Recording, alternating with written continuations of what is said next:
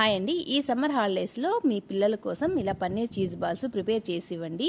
చాలా టేస్టీగా ఉంటాయి, వాళ్ళు కూడా బాగా ఎంజాయ్ చేస్తారు. ఈ పన్నీర్ చీజ్ బాల్ ప్రిపరేషన్స్ కోసం 1 కప్పు తురుముకున్న పన్నీరు, కొన్ని పచ్చిమిరపకాయ ముక్కలు, ఉల్లిపాయ ముక్కలు, సాల్టు, పెప్పరు, 2 స్పూన్లు మైదా, 2 స్పూన్ల శనగపిండి, మన టేస్ట్కి సరిపడా కారాన్ని వేసుకొని వాటర్ ఏమీ యాడ్ చేయకుండా బాగా ప్రెష్ చేసుకుంటూ కలుపుకోవాలి.